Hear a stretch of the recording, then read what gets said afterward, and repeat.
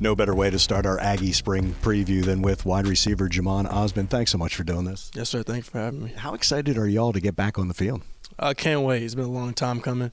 A lot of hard work, a lot of grinding this past spring, so just ready to start building. How different is this spring from last spring?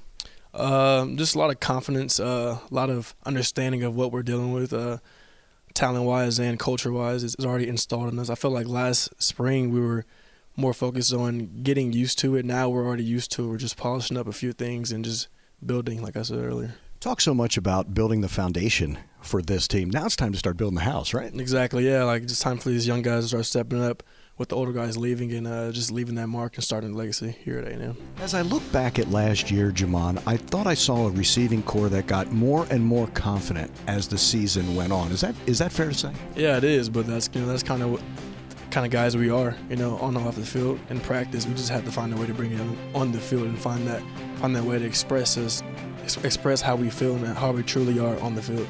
I felt that if you try to take one of you guys away, someone else is going to step up, like collective. There's not just one person who can lead this, but I also felt like you guys, the confidence to become game changers on the field. Is that also fair? Yeah, that's true. But like I said, it starts in practice because we take a lot of heat, positive or negative. All the attention's on the receivers, so we have to come together as a group in practice, and that just translates over to the game. Jimbo puts a lot of responsibility on you guys, doesn't he? He does, as much as the quarterbacks. Yeah. I saw that head nod. Yeah, that's very true. Jhamon, talk about the growth of like a Kendrick Rogers to come up in the biggest moments of the game, a Cam Buckley to make the big catches. It's almost like y'all, the moment's not too big for you guys. You live for the moments, don't you? Yeah, you do, because it's just, I keep going back to practice, but it's in practice when we have these 2-minute drills and these same plays are called, like these guys make plays. It's just finding a way to have that confidence on Saturdays, you know what I'm saying? Just translating it over to the field. Like Kendrick and Cam and those guys make plays in practice, and Coach Fisher's going to make sure that he gets everything out of you in practice. So like, we're going to find out who you are in practice. It's just bringing that to Saturday. Same thing with a guy like Q, right, who just keeps getting better and better. Exactly, yeah. He's another guy.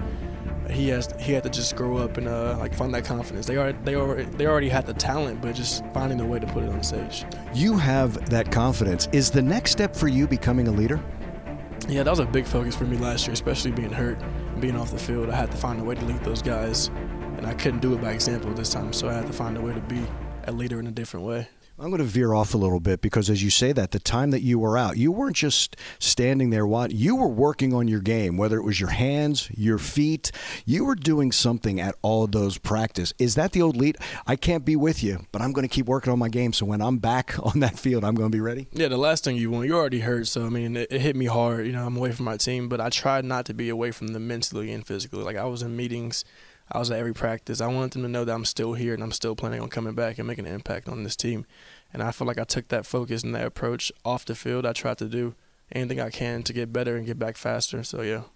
How important is it to have the rapport, to know exactly what Kellen's thinking, where he wants you to be, and then the other way around? Kellen knows you guys a lot better now, doesn't he? Yeah, that's a difference in you being 11-0 and, you know what I'm saying, like whatever the record is, but losing a lot of games and losing little games, or having 4,000 passing yards, and just that anticipation and that trust and having and knowing that this guy's going to be here, and when you're getting the ball based on this coverage, and it's just repetition and practice. So we're definitely getting that installed into us.